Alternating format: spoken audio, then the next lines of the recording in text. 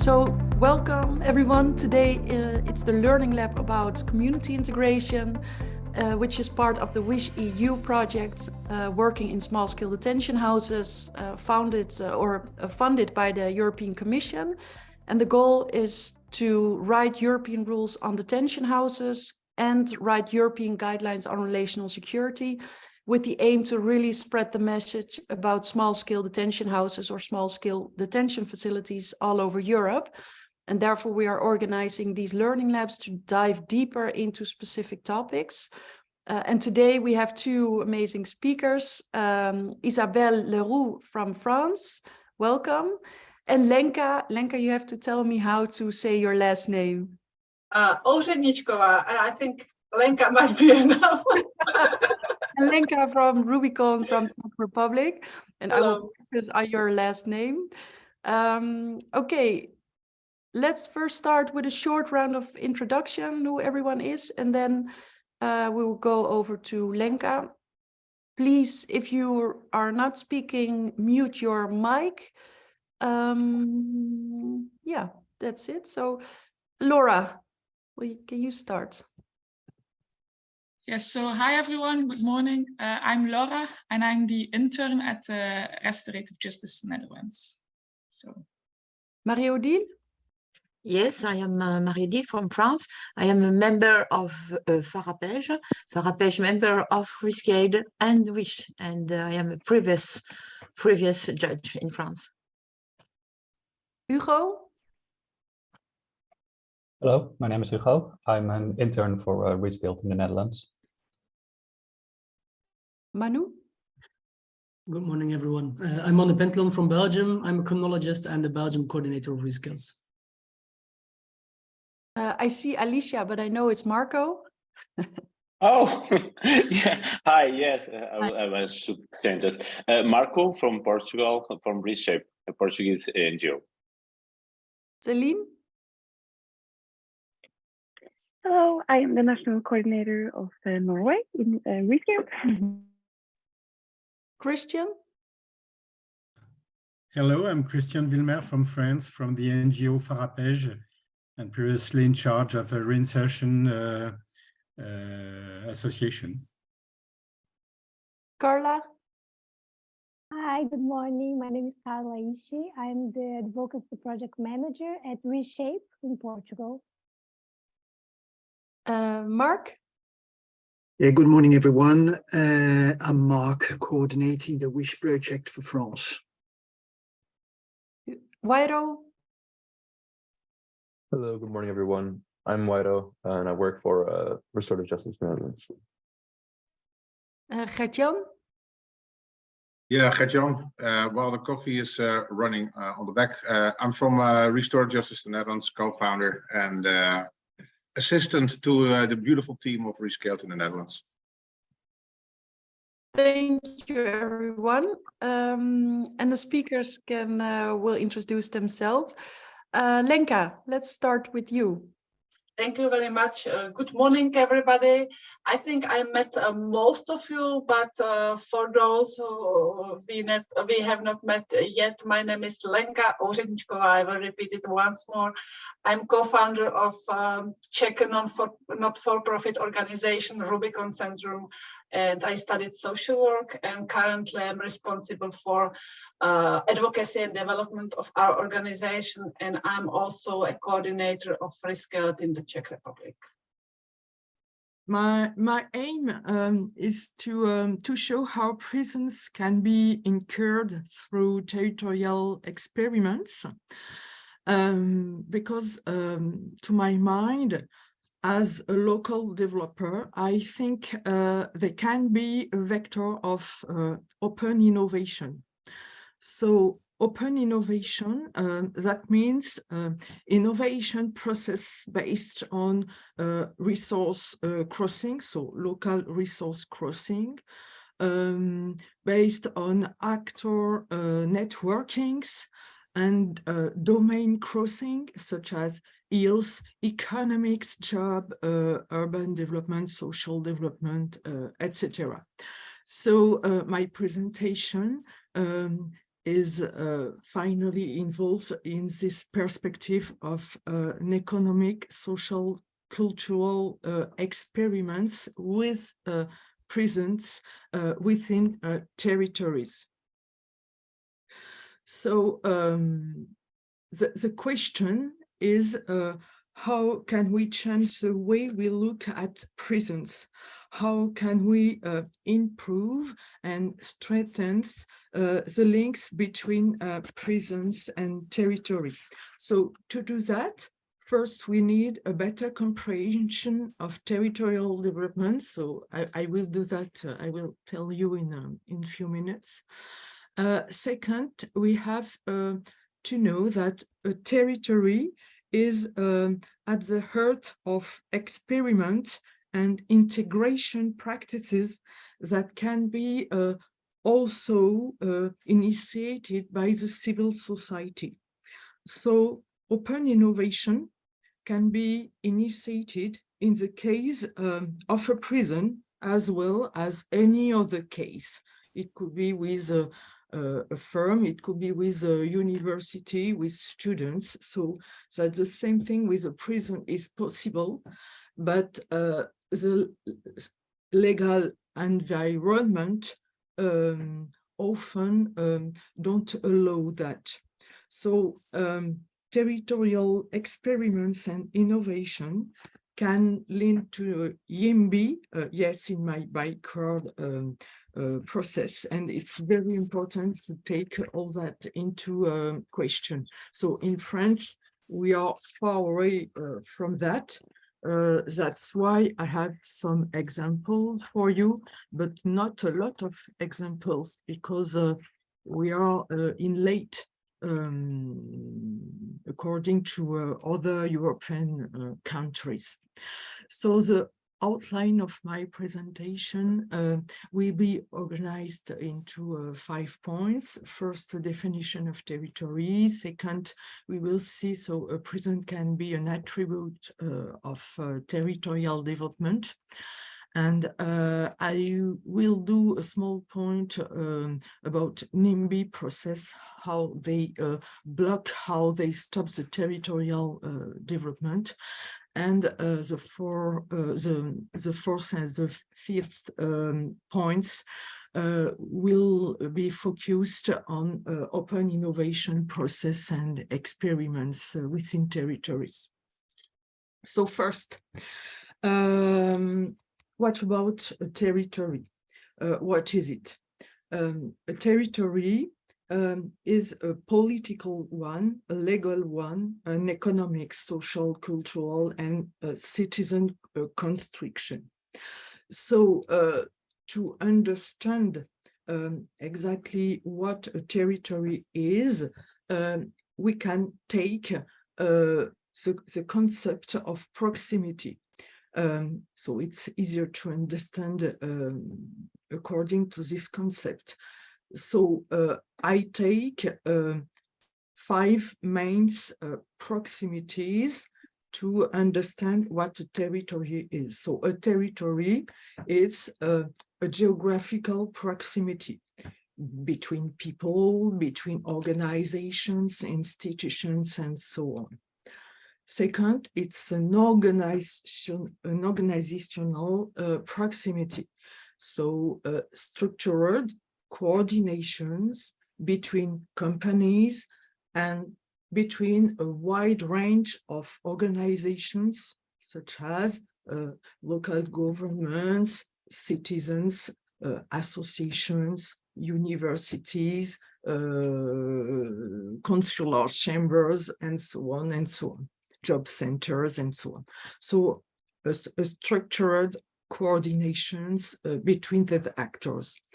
It's also an institutional proximities, because to live together, we have to implement, to agree about roles. So it's often the role of local institutions, and we also need a governance, but it's not hierarchy governance. It can be a participative governance, where, as one example, citizens are involved. And after, it's important to take into account the cognitive proximity. The cognitive proximity, it's the ability to understand each other's, to speak the same language, to be to have the ability to learn from the others.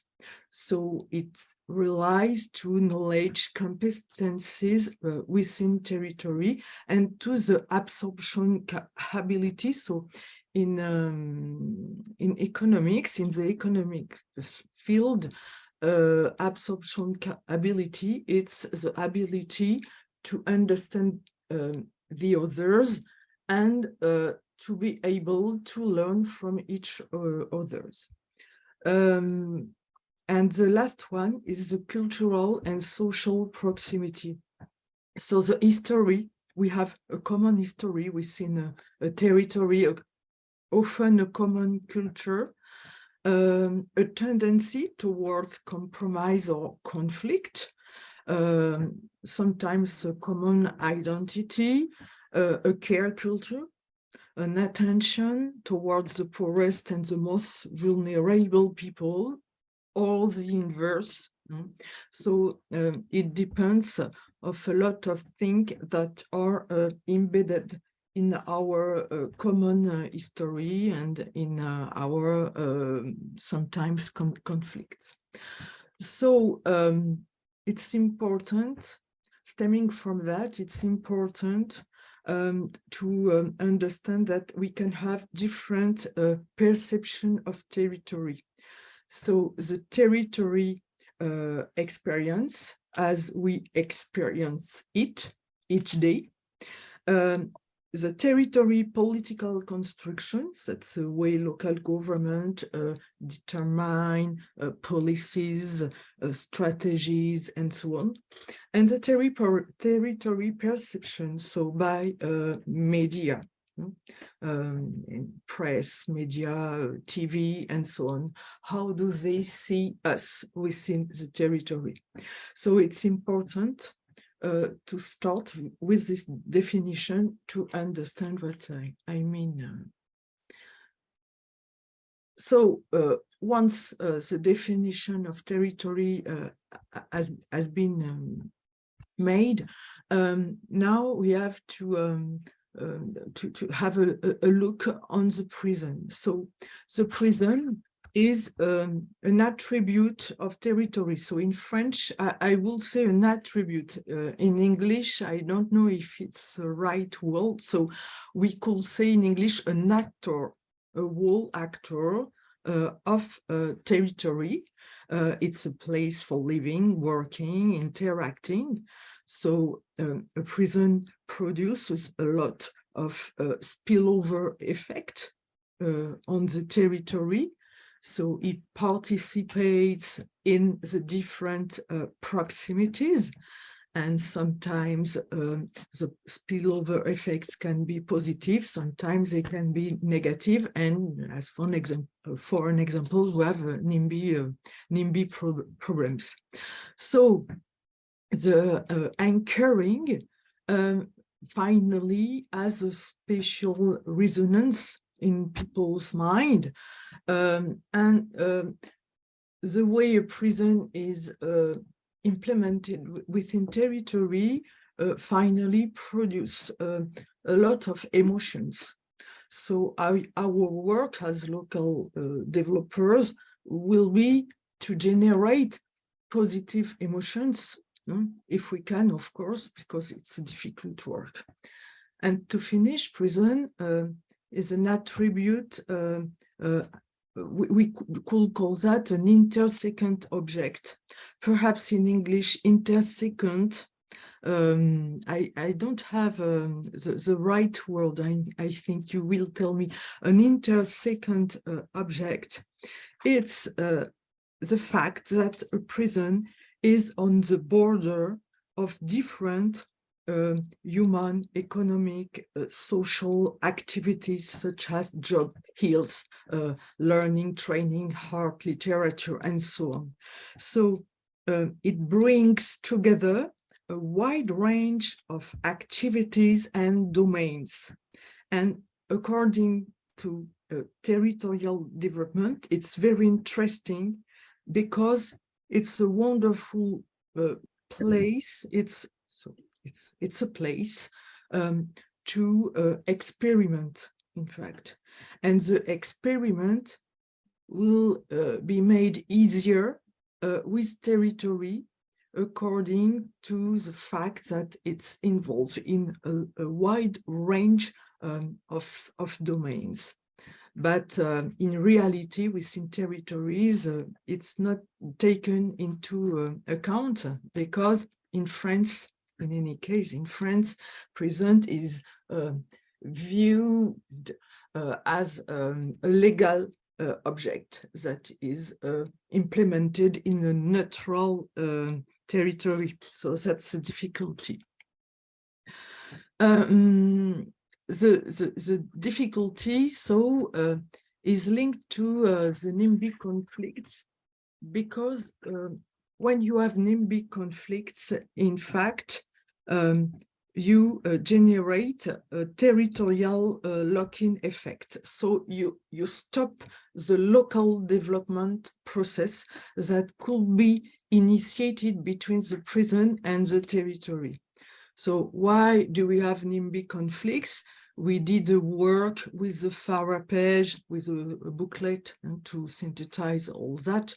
So it's due to preconceived ideas about prisons, irrational fears, the feeling of injustice for people who live very near the prison, so local residents.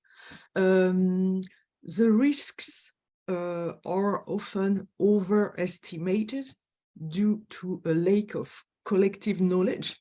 So the lack of collective knowledge, in fact, needs to develop a cognitive proximity between prison and with territory. So if we have a lack at this level, it's finished, it stops all the process. So a lack of anticipation and a lot of misrepresentations of the expected impacts. So one part of my research is focused on this aspect. I can, if you want, to answer to questions after the presentation. So NIMBY conflicts finally generate a lock-in effect, and the territorial development is completely blocked. As for an example, this man, so the prison is located into his backyard. He's very angry, furious. So it stopped all the process. And in the second, on the second picture, you can see a situation. So the prison is in the backyard, and one of the two houses was purchased by the administration, but not the other. So it leads to many conflicts and injustice feelings. So once we've said all that, stemming from that, we need to have a look on the territorial strategy. How can we do to implement the prison and the territory and to generate an hybridization between the two via open innovation? So first, a prison has to be incorporated in a territory open innovation project. So open innovation is very important. In fact, it's the way to take into account the specific resources of territory to develop a project, not to wait, oh, okay, the prison is arriving, now what can we do? No, in fact, we have to anticipate, to make a territorial diagnosis, what are our strengths, what are our weaknesses, and what can we do with our specific local resources, with our amenities, with our housing projects, identity, and so on. So what sort of organizational, institutional, cultural, cognitive proximities we can build together, and taking into account the different domains, we can make these coordinations, such as economics, health, business, even heart, environment, training, and so on. So how can we build proximities together? So it can be difficult to do that, and more particularly in France, because the prison is finally a neutral object, and the territory is viewed as a legal territory, but and as a neutral project as well, a neutral space as well.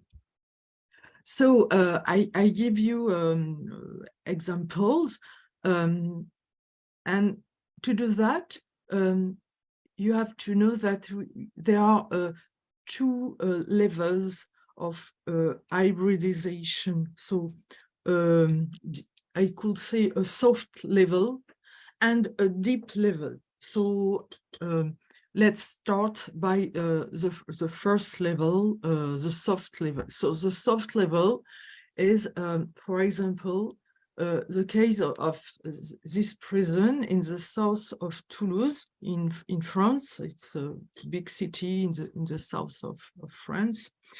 And here, in fact, you have an aeronautic industrial district with several thousands of people who are working, several thousands. It's almost 10,000 people within the aeronautic industry. So it's a very important economical sector within the city. And in fact, the prison and this specific resource of the territory, so the aeronautic activity, work together. Okay, so this is a project between the prison and the aeronautic pole through aeronautic machining jobs, through certifications and degrees for the detainees. And when they are at the end of their sentence, they can find employments within this sector. So it's a way to build organizational and institutional proximity, but also a cognitive, a social, and a cultural proximity through this training and through this learning, but it's involved in this local resource. So it's a first level of the phenomenon comprehension. Second example, a bit different. In the western France, so I'm in Angers, Nantes is not far away from us. We have a competitive pole, an industrial cluster, an international cluster that is called Vegepolis Valley, and it's specialized in the plant industry, garden markets and so on, and horticulture at the international level.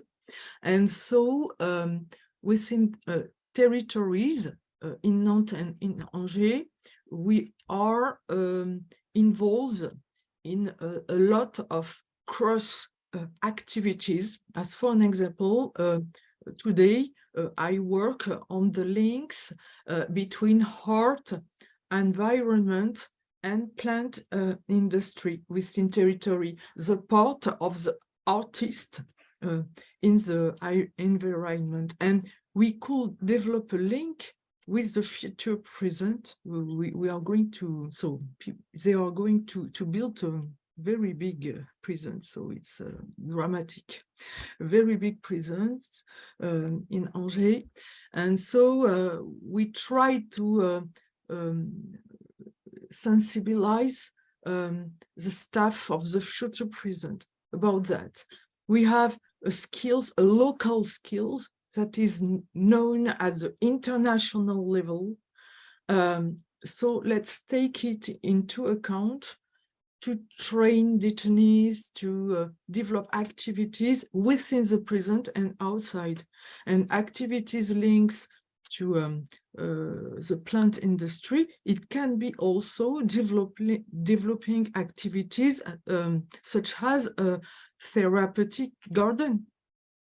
And here you make a link between plant industries, horticulture, botanics, hills, arts, and you can build a wonderful therapeutic and leisure garden for the detainees. And it's very important for their health, for a lot of things.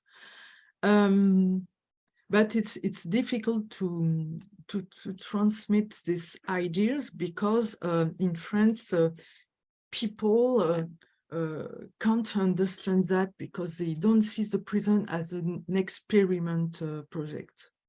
So I have a lot of work to do to make this understandable. The second level of hybridization. So the second level of hybridization is to go much further. It's to integrate the civil society within the project. It's to interact. It's to co-construct with the local residents and with the whole built-up area. As for an example, for example, I take the integration restaurant in Marseille prison. So, in fact, all the players of the value chain are involved.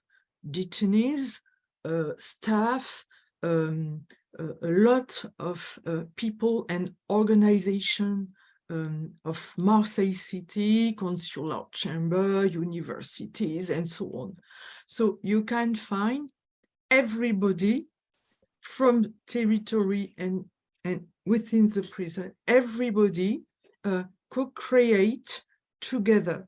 So it's a crossing between the catering world, the social world of integration, the job market worlds, and so on. And what is interesting in this project is that it's also a partnership with a top chef. And in fact, all these people generate a sort of practice community. They learn together, they build a cognitive proximity. They will know in the future, they will know how to experiment in new processes. And that's very interesting. And you have a lot of people who are open-mindedness within the public, but it's due to media, it's due to storytelling. So I will tell you that in a few minutes. and clients as well can do feedbacks to detainees within the restaurant, so as to improve the process. So how to build a global consistency towards a YIMBY process? So to my mind, in France, they could go much further. We feel a frustration because it's difficult to experiment. In fact, we could go further with an organization, with living labs, or even with urban labs at the whole built-up area of the city with all the actors. It's possible to build an urban labs, so an open innovation practice with citizens as well. To do that, three important things. First, the importance of what I call keystone actors, the importance of the local territory telling so as to generate positive emotions within the public, within the civil society. And third, the importance of a participative governance, not a hierarchy, but a participative governance with a strategic part, a local and a territorial strategic part, and with an operational part. It's developed in all the fields. Why not for prisons? So what's a keystone actors? So a keystone, it's an actor. So within territory, we can find keystones easily. So in the association field, very often we find somebody who can anticipate opportunities of hybridation, who has a sense of observation, who has the sense of all that, to connect people, to connect communities of practice, someone who acts as if he was or she was in a living lab, and sometimes without being aware of it. So she can be a volunteer, a politician figure, a company director, a researcher, a pool of people involved in local project. It depends on territory, but we often have somebody like that. When I take the Beaumet, so the integration restaurant in Marseille as an example, we have several keystone actors that can coordinate between them, and they are very charismatic as well. So it's important. The first one is Christine Charbonnier. So I know her, I worked with her in the past. She was the director for a high security prison in Arles. So she developed a lot of links between the prison and the territory in Arles. So it's in the south of France, through theater, plays, through cultural, through the cultural field. She did a lot of things. She's empathic. She wants the best for the detainees. So now she's the Secretary General of the General Secretary of the Marseille Inter-Regional Prison Services, but she's really the right person to be a keystone because she is at the connection of all type of proximities, and she is open-mindedness, and she sees very far, in fact, according to a strategy. And after her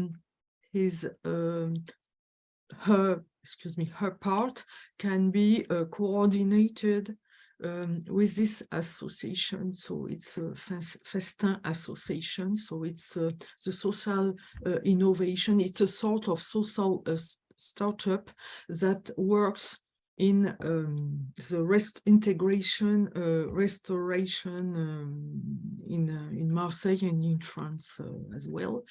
And after you have the top chef. So they can coordinate together. And it's very important to have these open-minded keystones.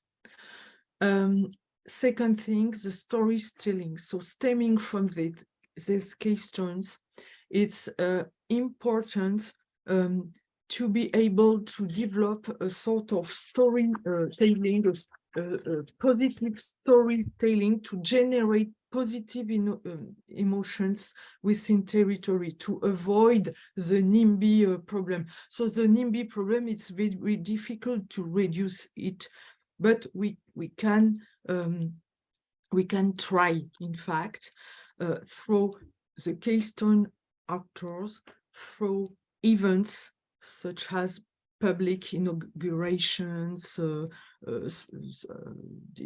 different kind of experiments, through symbolic places, citizen places, where detainees interact with the civil society.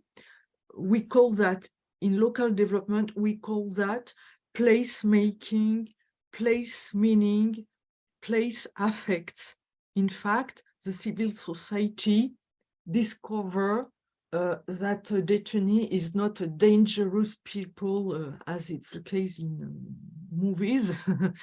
And so it began to change in their mind, and stemming from that, you can build a placemaking with specific place of interaction between inside and outside.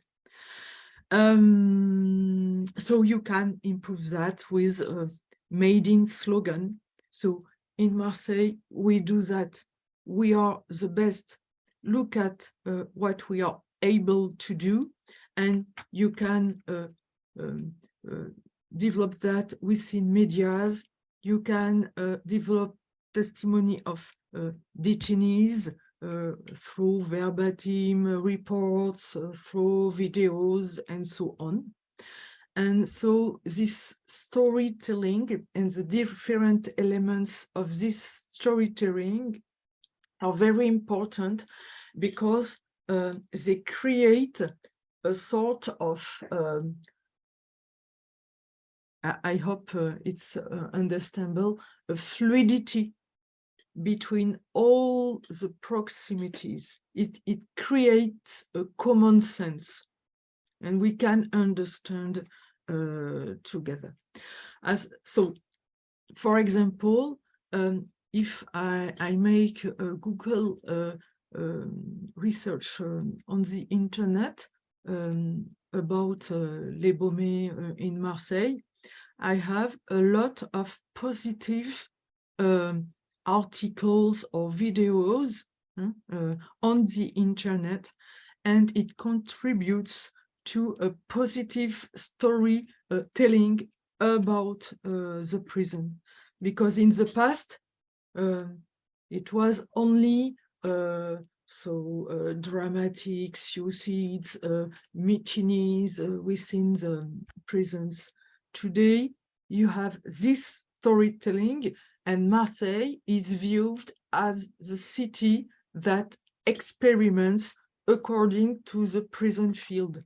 And if we try to develop this dynamics, it could be very interesting, and if we could do that in other cities, it could be very, very interesting. And the last part, I'm finished. The last part of the demonstration is the participative governance. It's important that the governance,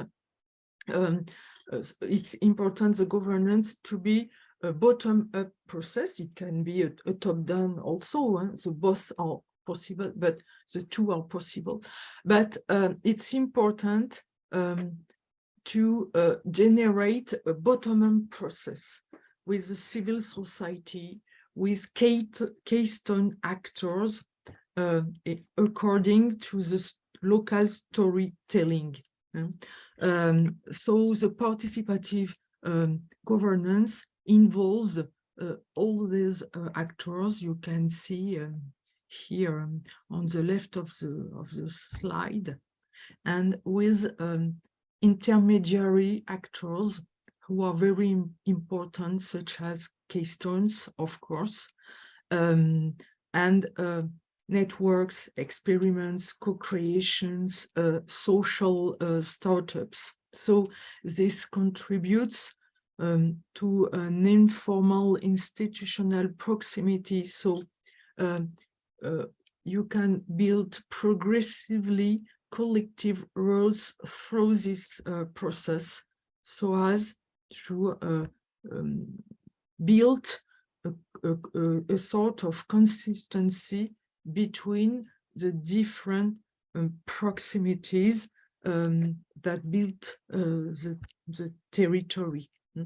And so your territory experience and your territory perception will change, and the perception of the detainees will be implemented in this self-reinforcing process.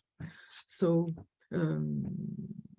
it's important to have a local development approach when we want to implement a prison. And so anticipation, you understand the hybridization between our local specific resource and the prison is possible if we anticipate. It can take 2 years, 3 years between the diagnostics, the original diagnostic, territorial diagnostic, and the output, the operational output of experiments. Mark, the theater, is that inside the prison and open for general public, or is it a theater where people in prison can? Yeah, absolutely. That theater will be within the walls, and it's open to the public. The idea is to make that place a major cultural place for the city of Marseille itself and for the citizens. That's extremely interesting project. Mm. And what is the reason behind it, that they want to do it there and not I find that basically the idea is to fight that NIMBY syndrome. That's to have the prison integrated within the city. That's the idea, basically.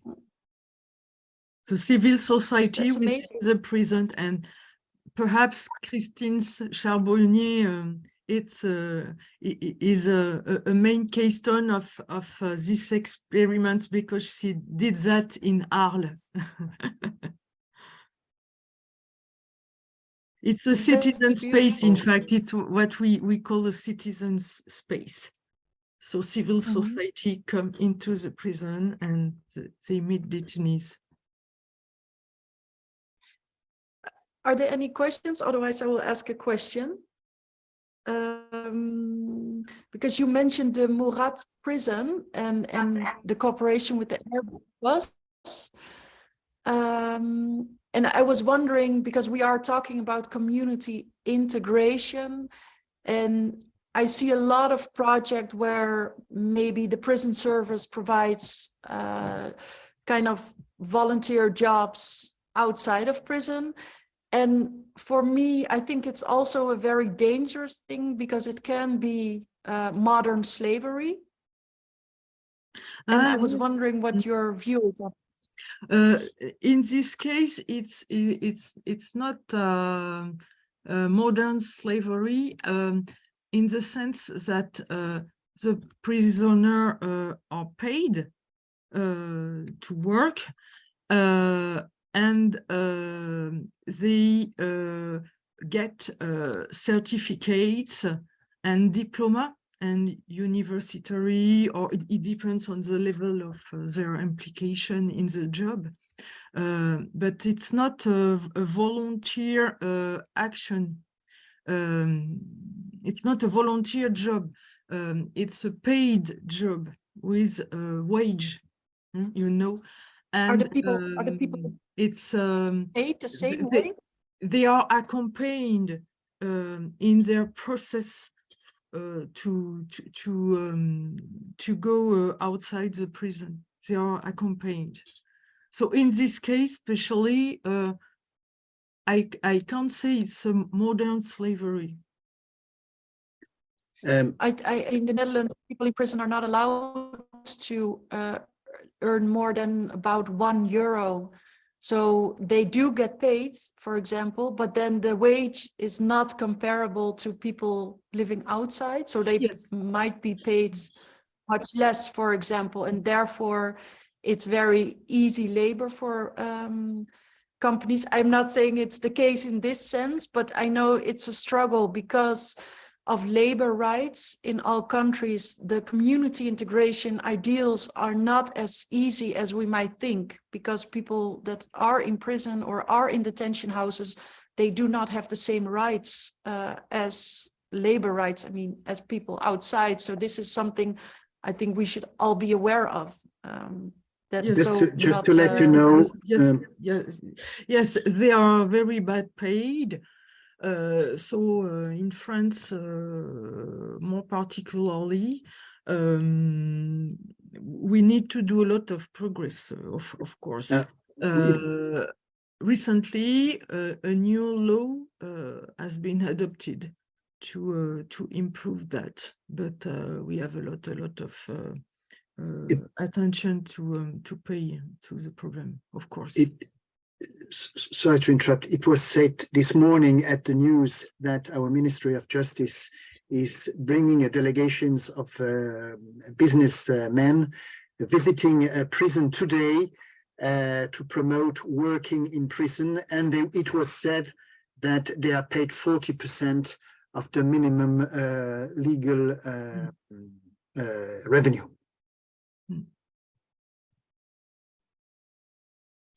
So when it comes to the YIMBY, yes, in my backyard effect, it's actually counterproductive, because it takes away jobs for people in the local community, because people in prison work for much less. So it's Gert-Jan, what do you think? You have raised your hands. Yeah, I raised my hand. I have two questions, and they are related, I guess, to these topics, but from a little bit a broader perspective, not from the practical perspective, but the conceptual perspective. One issue I would like to address is that for me, in the core of the NIMBY is the lack of participation, or even the lack of ownership. And I introduced in my political activities here in my local community the word TIMBY. This is my backyard, not yes in my backyard, because we are objectifying the things that we want or do not want in our backyard. But it's a kind of going back to the old commons idea to say this is my backyard and we own this place. It's about decolonization, I guess, of the whole concept of what we are aiming at. The second remark related to that, when we make a territorial scan, I guess the challenge might be, and how I know is really want to know, Isabel, how do you look on this? Is to broaden the scope or the issue. So it's not about how do we modernize our prisons or how do we build new prisons, but for example, addressing the issue what is needed to live safely together, and then broadening the resources. I guess we would be able to come from a repairing thing to repair or do something about modernization of prisons, to a transformation of our thinking on safety. And even then, small-scale detention-like facilities might be part of it, but from a totally new perspective. So broadening the scope might get us away from improving the classical prison into a whole new concept on safety, together with the people in a community. And I guess it's a hard job to do, but I guess it's doable because everyone understands the issues that are lying behind criminalization and things like that. They are about the inequality of opportunities, about poverty and things like that. So those are the real things to be addressed in this kind of issues on what is needed to live safely or in a happy environment together. And then I guess prisons will be not the old institutes like we know them, but we are really on a transformation. So I would like to have your opinion, Isabel, on that. Thank you. So yes, I hope I understood the questions. Tell me if I'm wrong. So first, on the yes in my backyard. So in France, in the case of France, we have two situations. In fact, yes, in my backyard, so I can agree with the arrival of a prison because in fact, I tell myself, okay, so the prison had to be implemented in a territory, so people are not happy to have the prison in their territory, but they say, yes, okay, let's do that. So that's the first thing. The second thing is WIMBY want in my backyard, and it's more dangerous because a lot of local government responsible staffs want a prison in their territory for bad reasons. They think a prison will be an object of territorial development, or so it's not the case. It's not the case. It's a social establishment. We need to develop health facilities, services, and so on. So it's not the case. And sometimes, so they say to people, the prison will be as a company that come within the territory.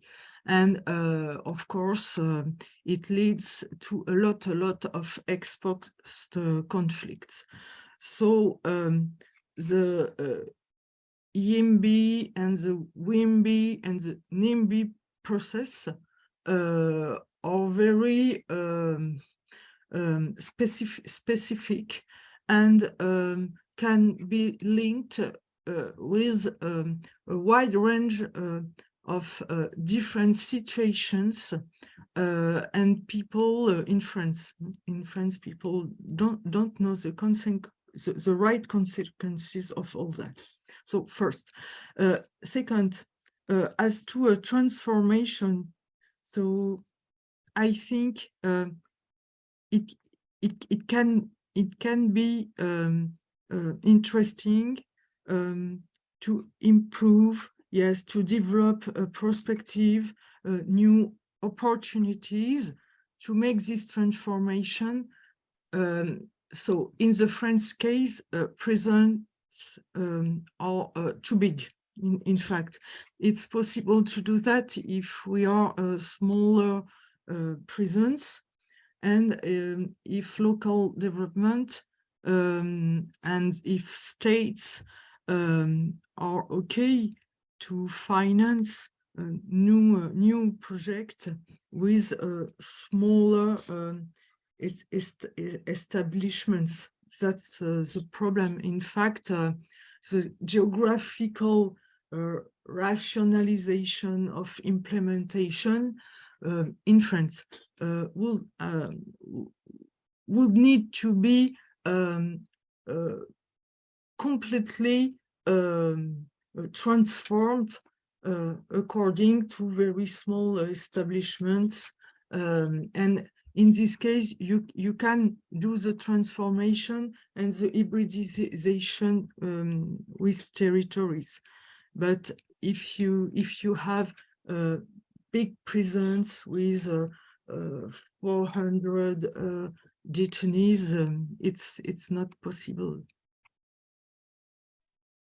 I hope Isabel. I hope I answer the question.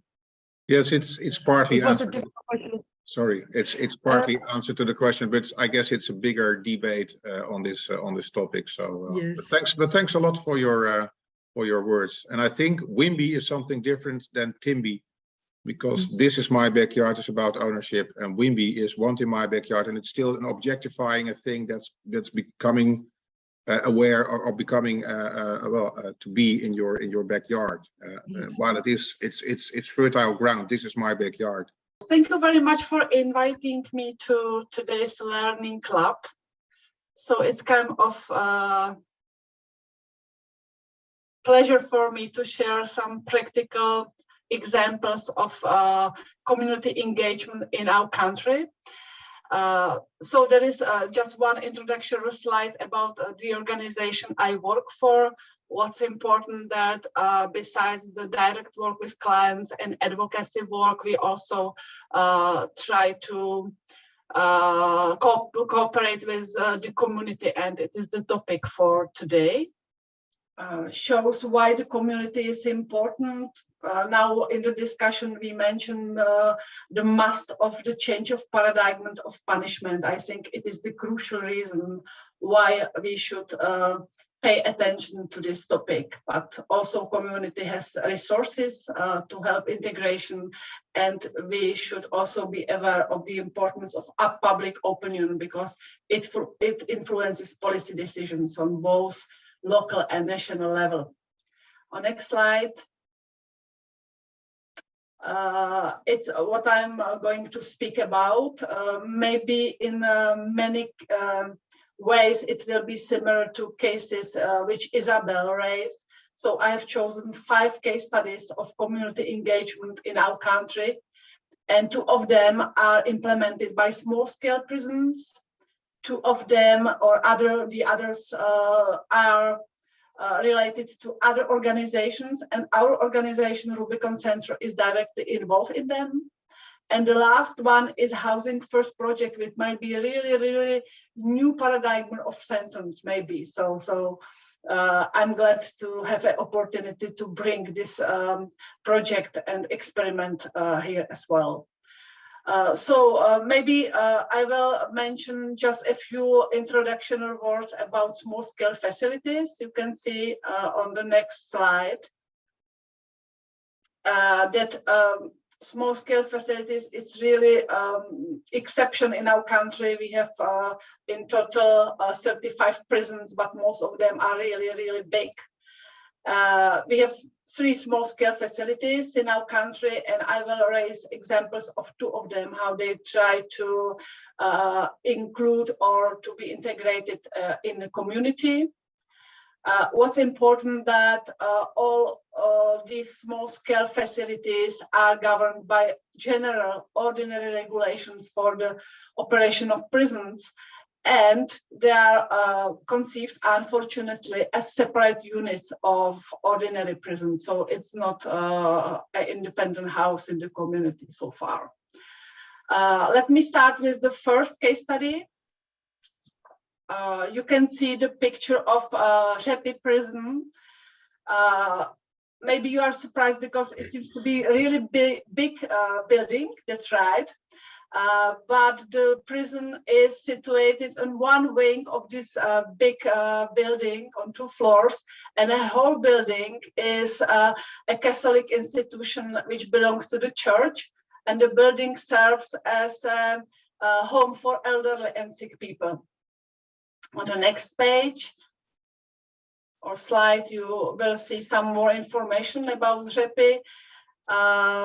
55 women served their sentence there, and they are selected from other prisons, and they usually spend several years there.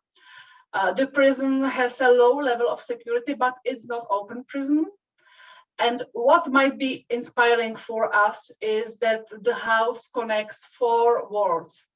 It's the world of old and sick people, the world of religious sisters, the world of civilian or lay employees and volunteers, and also the world of female prisoners.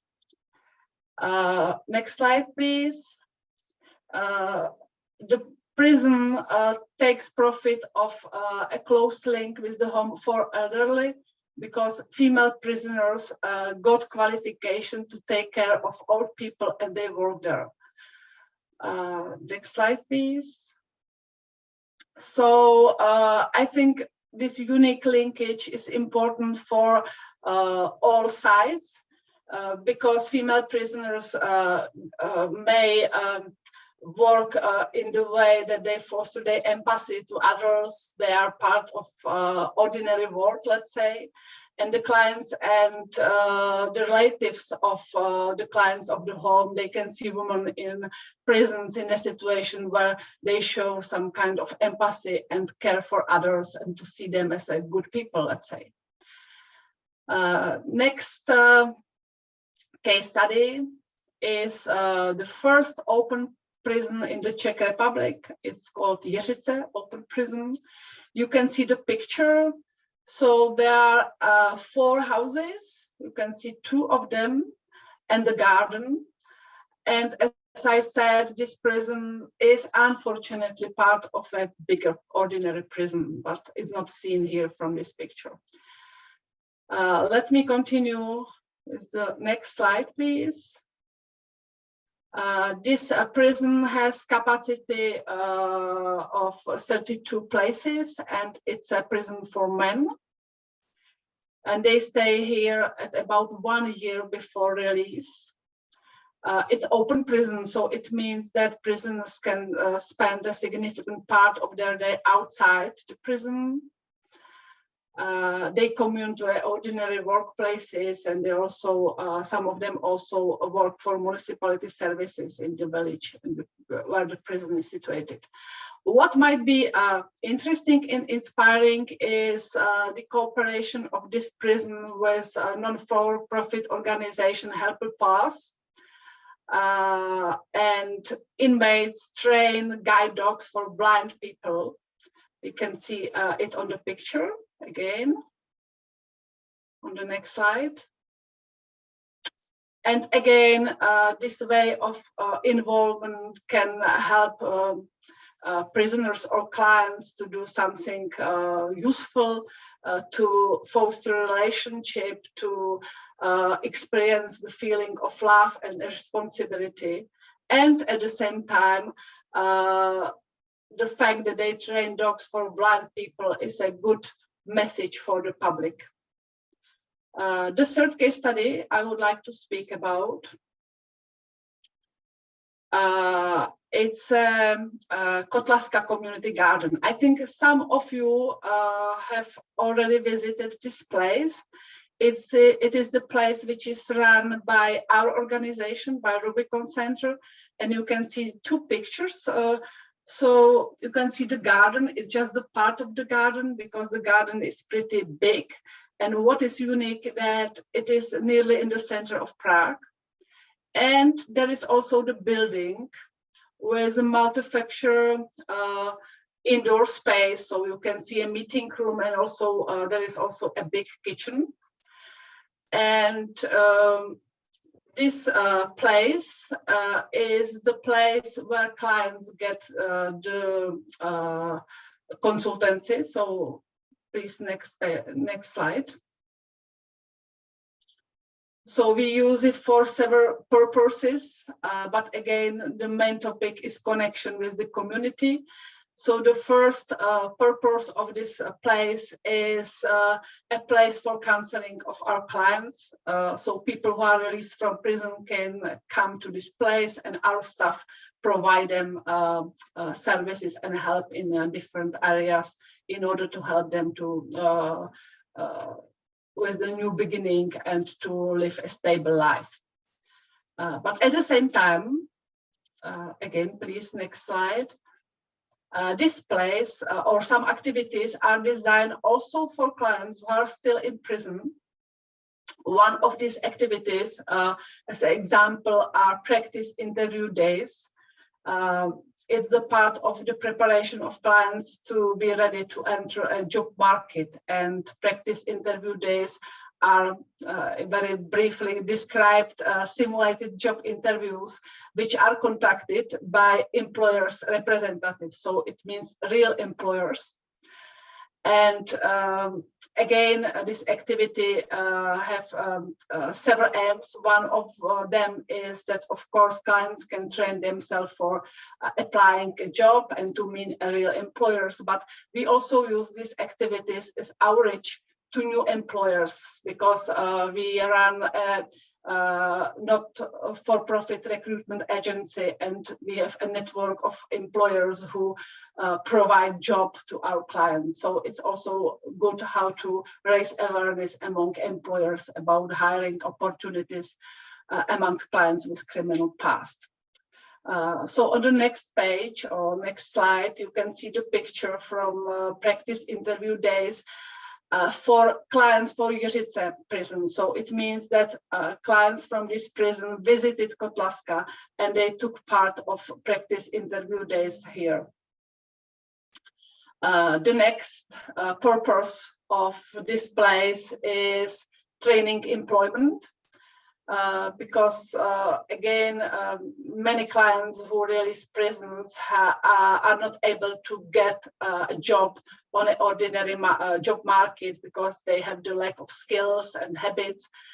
And that's the reason we provide a training employment scheme for them. And Kotlaska is the place when we, while these clients can work for a specific period of time.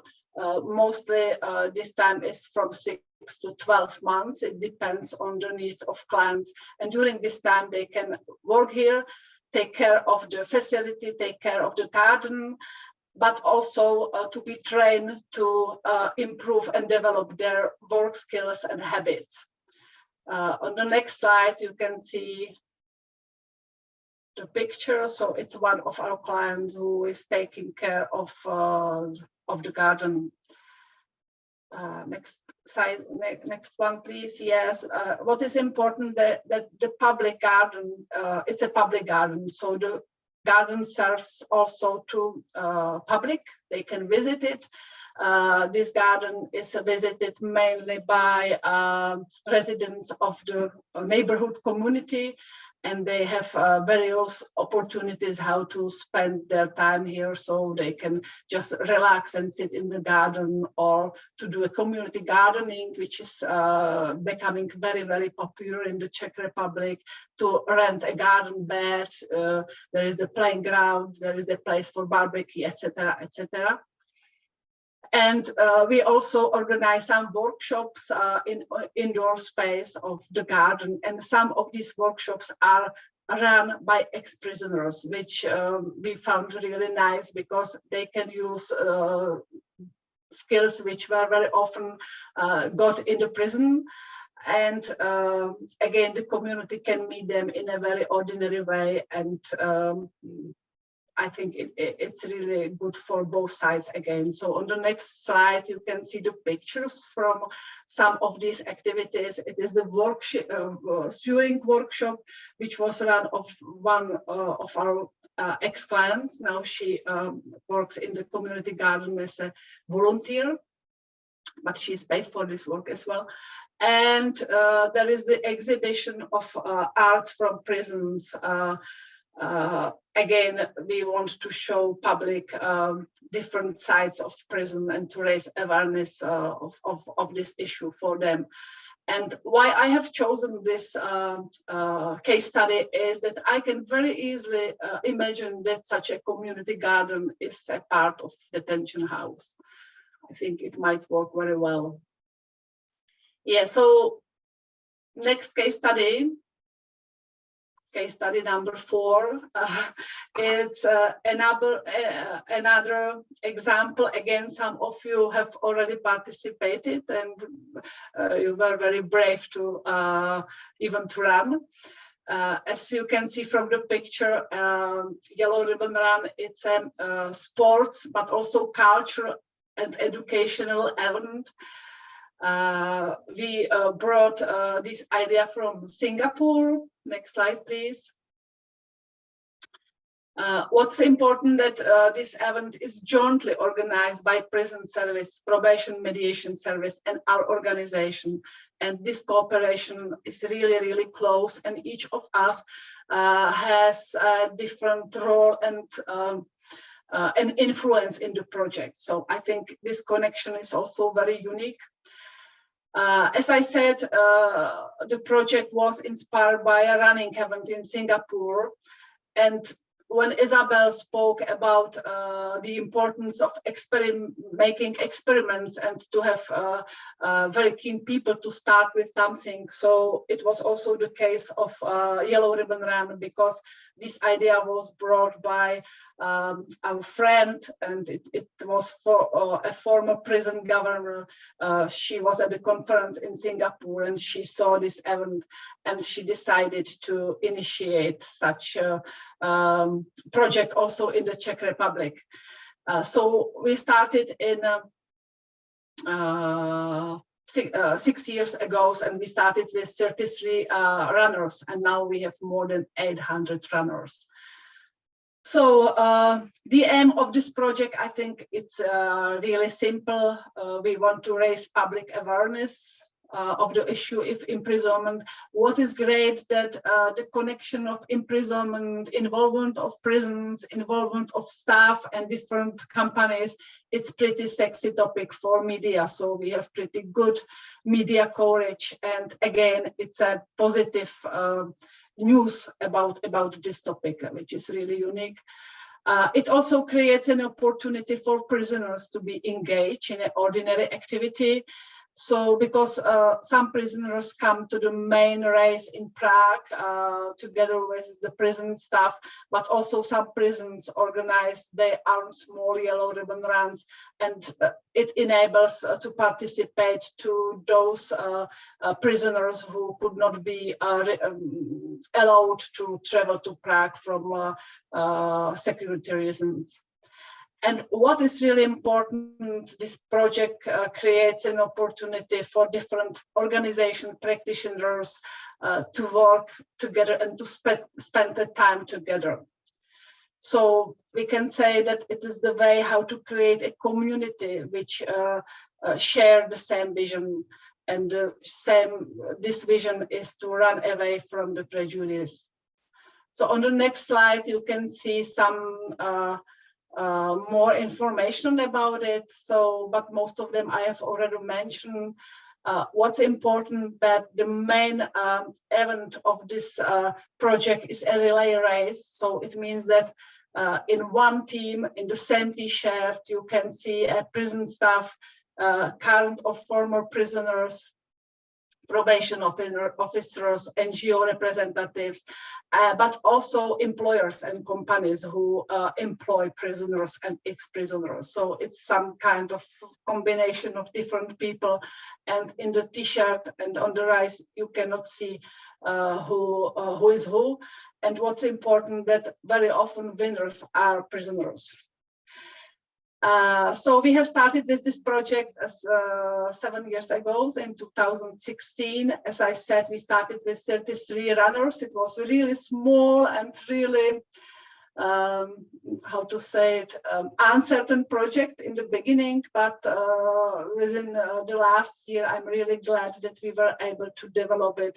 So last year we had more than, or almost 800 runners, almost 50 partner organizations, and 25 prisons actively participated. So the way of the participation is to come to the main relay event, or to organize a small run within the prison, or to send a music band, prison band, to perform some music on the main event. By the way, we have also a Yellow Ribbon Run song, which was composed by prisoners themselves. Well, so it's about Yellow Ribbon Run project. On the next slide, you can see some pictures.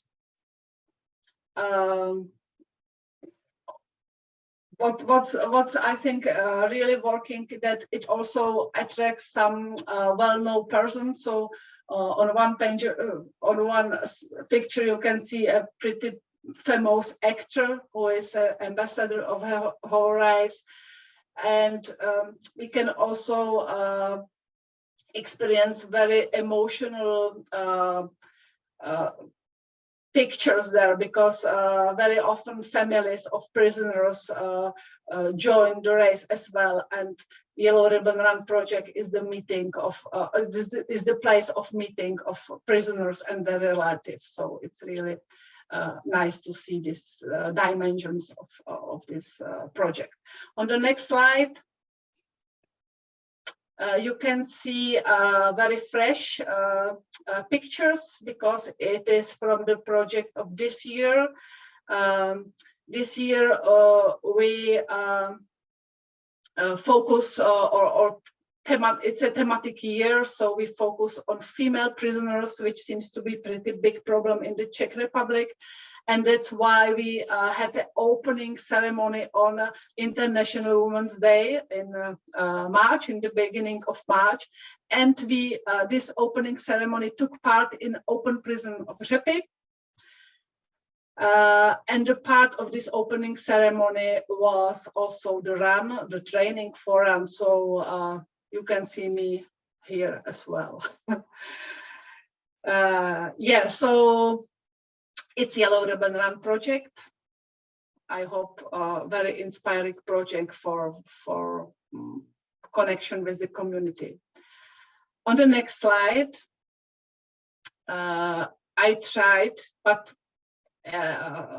in the previous presentation, you could hear it in more detail. I tried to identify some basic principles of these case studies.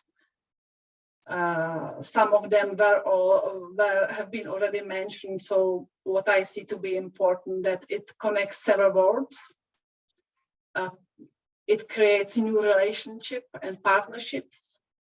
It provides opportunity for self-development of prisoners. And it creates add value for the neighborhood, which means it's a positive message and the way of participation.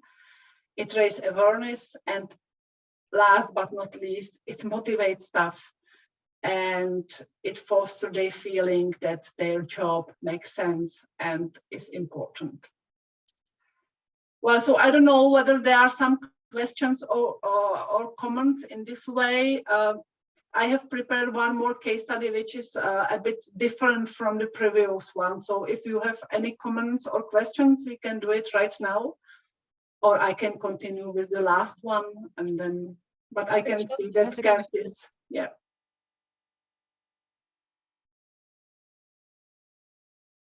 So should I continue? No, Gert-Jan, you can ask your question. Okay. Well, thanks for the excellent presentation, Lenka. I'm always impressed by the work of Rubicon, you know, and we've been there in the garden, so it's a little bit coming home for looking at the pictures.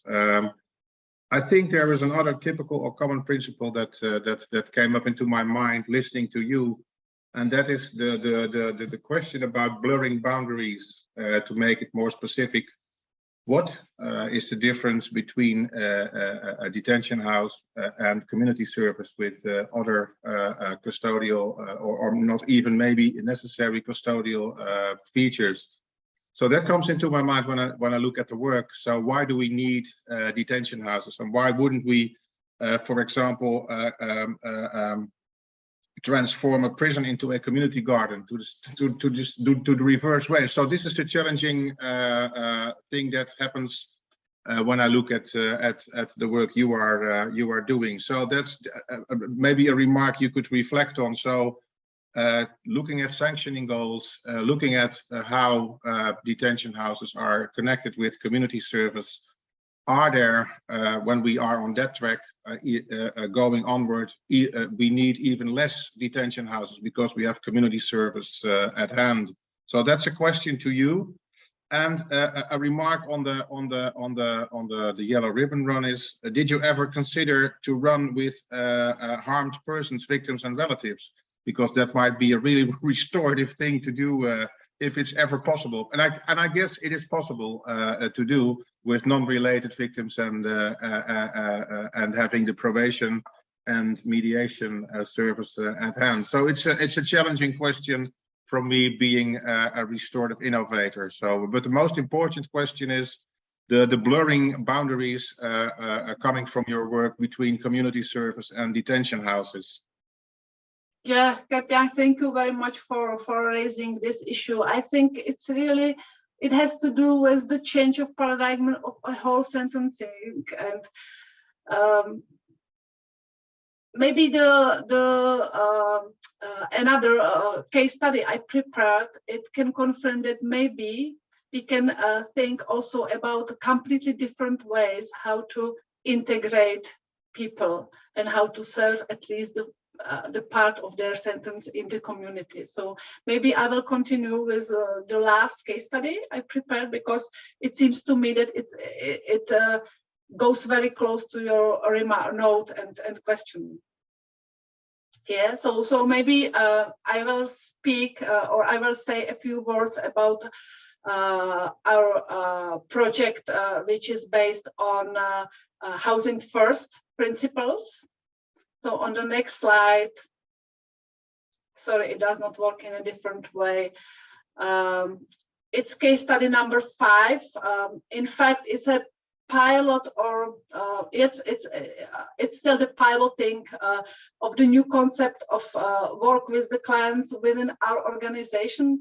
We started 3 years ago, I think, yes.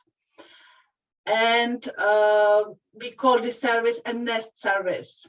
So on the next slide, you can see some basic information about it. So Nest project, it's a focus on a very intensive but community support for clients to obtain housing. And because we work on housing first principles, it's the first way we are trying to do to help the clients to get independent housing in the community. Usually in our country, and I think it's similar also to in your countries, the pathway to housing for clients who are coming out of prisons usually through very unstable different ways of housing. So some transition forms, dormitory, shelters, hostels. So we can see it from practice that this way brings a lot of instability to the life of our clients. It's the barrier for their another development. And also it prolongs the stay in the institutions. And we can see it to be very dangerous, because clients do not have the opportunity to learn to live independently. And it is the aim, and yes, it is the aim we should reach as soon as possible. Next slide, please. What is important to say that what is the difference? And I have already mentioned it, because of housing first principle. For us, an independent housing in the community is starting, not the end station of the integration process. So in the next slides, I will try to explain a bit who is our client, how we work with them, and how we get flats, because it is one of the biggest issues in our work. So who is our client? We try to focus on clients in a real big risk, because these clients have no secure housing, and they are at a very high risk of homeless after leaving prison. So it's the main criterion for us. We work with the clients who were released from prison, but this year, we started to pilot this concept also for clients who are in prison. So we start to cooperate with them in the time they are in prison, and we prepare the situation, or we prepare, how to say it, we do our best. They have a flat immediately after they are released, and we can start with the concept immediately after they're released. And I think I can imagine this concept is really applicable in other situations, working with clients who are released on parole, or maybe an alternative to detention house. So I think there are many, many opportunities how to transfer this project. How we get apartments, it is on the next slide. Oh, sorry, there are some more about clients. So what we do for them, so we assist them to get a flat, which is not easy, of course. We help them in these administrative steps, how to obtain an apartment. We help them to furnish this apartment, because our clients, they usually have no resources to do it. So we cooperate with the furniture bank and others. And what's important, that after it, we teach them how to live independently. So it means how to pay rent, how to manage money, how to spend their time, how to get along with neighbors, and all these important skills which are necessary for their community integration and fostering a good relationship with the community.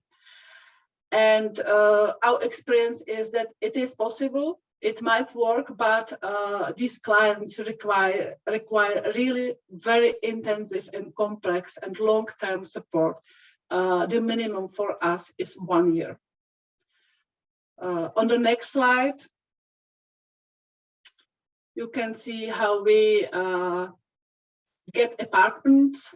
So in fact, our role is to be a bridge between flat owners and the clients, and to link it together. Flats are from private owners or municipalities. Some flats are rented by our Rubicon Center, but what we prefer is that the flat is directly rented to the client by the owner. And in order to motivate flat owners to cooperate with us, we offer them free of charge real estate services, apartment management services, and we guarantee of rent payment, so which is really attractive for them. And for this purpose, we have a guarantee fund. Well, so next slide, please.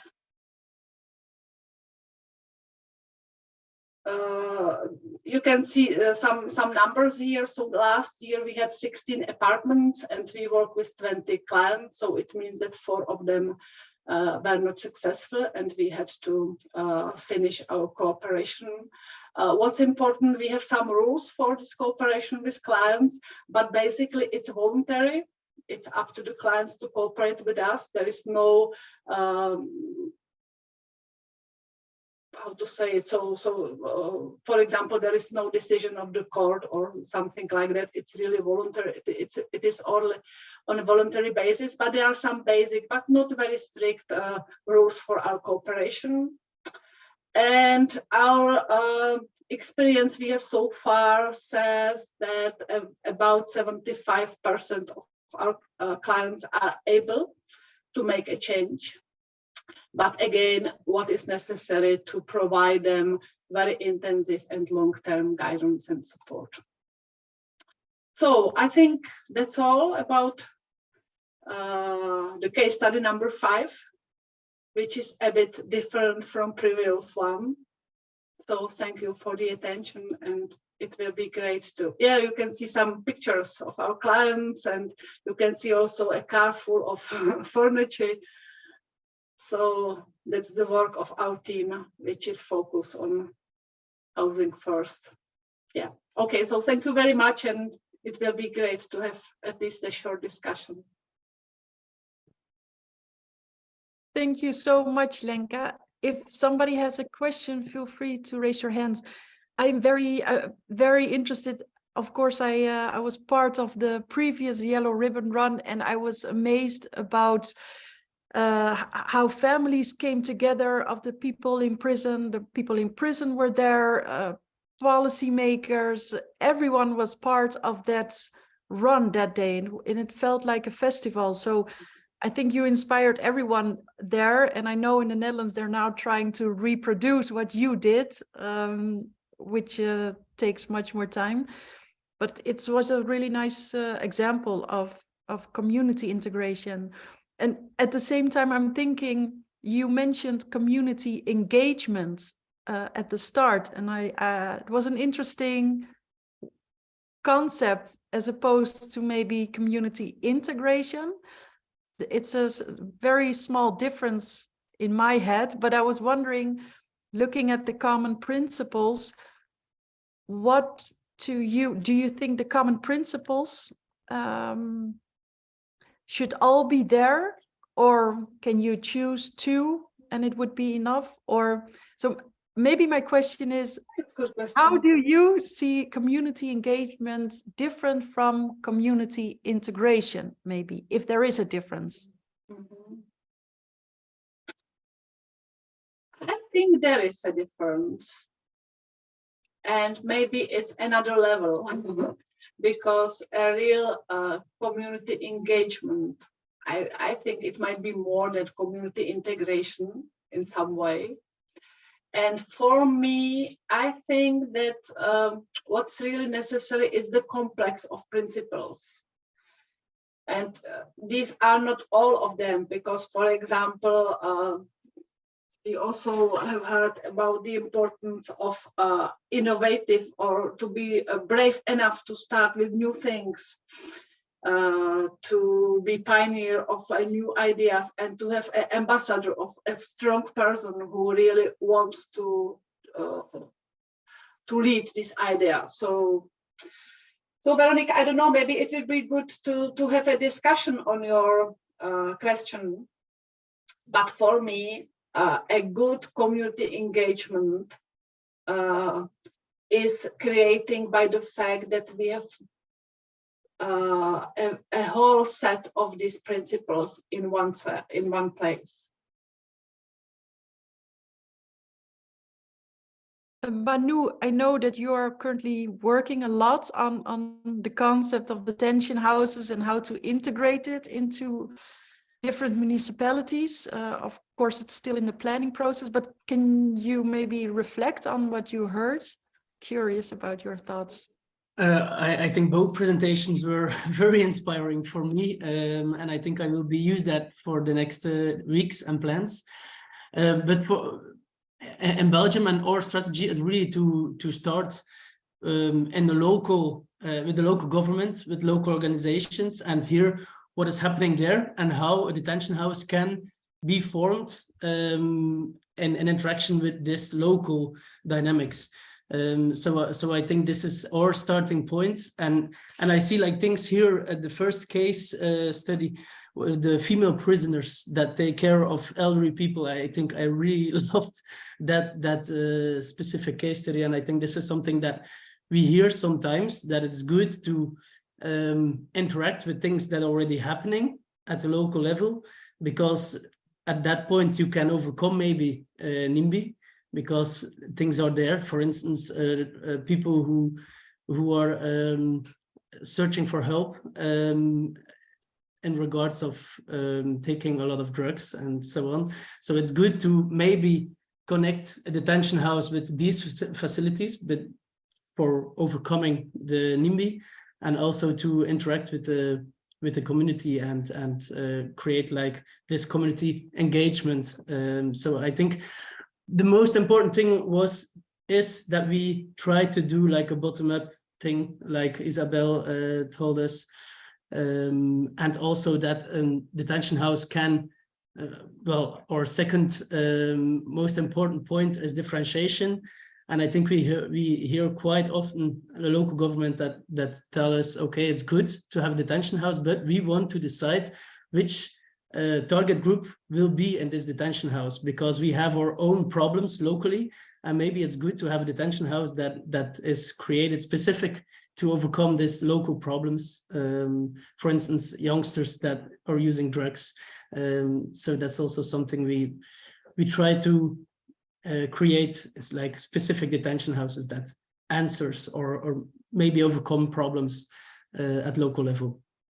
Yeah, but lots of thoughts after both presentations. So thanks for that. I just want to reflect on just what Manu said about this community integration with this elderly, with the prisoners involved with the elderly, which I find extremely interesting, because this, I'm sure this gives them a sense of being useful to the community. I mean, it's not only the institution that is useful to the community, it's the people themselves, which I find extremely interesting. That's a very good example. And it's also might be interesting for Isabel mentioned the territorial analysis, how important that is, and maybe also the cultural analysis. In society, we have a huge aging population all over Europe because of the baby boomers after the Second World War. So this will become a very, very important problem in the near future. So we're also it could also provide an answer to societal issues. Gert-Jan, you have a question. Yeah, thanks again for the fifth case study, and in fact it was a reflection on what I mentioned earlier. Having heard that, we are on the track of Housing First in the Netherlands, joined with Rescaled as well, so it's beautiful. One reflection is, and I think it's related to the new prison rules as well. So there is a discern between people coming out, people being in, and people getting in. And a question to Lenka might be whether Housing First might be a solution for people getting in. So what we call people report themselves to be for a certain period of time in a kind of provision that we now call a prison, but it might be a Housing First thing as well. So that's a question to Lenka. Could it be people getting in as well? And then the second reflection on the prison rules is more and more we make this discern between sheltered, protected, and secured places, because not all people getting in need secured places, but are very much helped by sheltered places or protected places. So it's a kind of gradation on what we need in small-scale detention, and it might be transferred to prison rules as well. And then my third remark is about the costs. I guess when we talk about investments in prisons, it might be the prison system investing in apartments used for Housing First themselves, because it's much more cheaper, as far as I know, than building new cells. So if there's a solution like Housing First in the sheltered, protected, and secured line, and for the people being in, coming out, and getting in, then I guess it's a business case for the prison industry as well, or the prison system, to think about, okay, how do we invest ourselves in apartments for those people, being part of a kind of new concept of thinking about public safety. So those are my three remarks. Thank you. Okay, so I will do my best to answer. So I think it's really very early to say, oh, it is possible for this kind of clients or not. But I think in principle, yes, why not? Because we can provide a very complex guidance, which is tailored on the needs of each person, and we support the ability to live in a society. So I can see that now when we work with clients who have already sentenced or who have already served their prison sentence, they are much more damaged than they were before. But on the other hand, it's really, I don't know whether they would be able to cooperate. Some of them were on drugs. So on the other hand, some clients were able to stop to take drugs during imprisonment. So I don't know, but in theory, I can imagine it. And we had a very interesting discussion about cost of this service, because in comparison to our services, ordinary services, it's extremely expensive, of course, because one worker has about 10 clients. And we also had to develop some support stuff in order to be able to take care of flats and to check whether rent was paid and to communicate with owners of the flat. So it's pretty expensive in comparison to our services, but in comparison to any institutions, it's very, very cheap. So as you said, it's a good business case, and I would be very glad if we can have some more detailed data about it. And it's another task for us to do it, to collect data on cost of such a service. And one important point, which is also struggling for us, is that our aim is that client stays in the flat forever, or by the time he wants. So it is not, you will be staying in this flat for, I don't know, 1 year, 2 years, and then you will move. So the main idea is that client in the end gets a contract to the flat and can continue it. So for us and for a whole concept, it's necessary to have new and new flats again. So you have to search for flats all the time, because I think it would be really bad to say, okay, this service is finished, you are ready, and now go somewhere. No, important thing is you are staying in this house, it's your, in this flat, it's your flat. These people are your neighbors, and you are able to do everything independently. So business case is a big issue, and we should really argue by it, because, and I can imagine at least part of the clients who could be able to undergo such scheme before they go to the prison. But on the other hand, it's voluntary, you know. I don't know what would happen if it is that, if it is decided by somebody. So on the other hand, big resource for our work is that it is on a voluntary basis. But after 1 year, we will tell you more experience about our experiments to start to work with clients in the prison and to try to organize this scheme for them immediately after they release the prison. So, well, we would be very happy to share thoughts, ideas, and data, because in the Netherlands, as I said, we are working together with Housing First on the rescale as well, having a total new, in fact, broadening the horizon of small-scale detention, especially for those people, and that is 75% in the Netherlands that are incarcerated for less than 3 months. It's ridiculous. So yeah. Oh, it is. Yeah, but thank you. Yeah. Yeah, it was inspired by you, Lenka, and what Rubicon did. I think one of the things, again, I get from the presentation today is that you are really, for me, challenging the concept of sustainable community engagement, which is different from temporary community integration. So I really like to thank you for keep challenging us as well in this sense.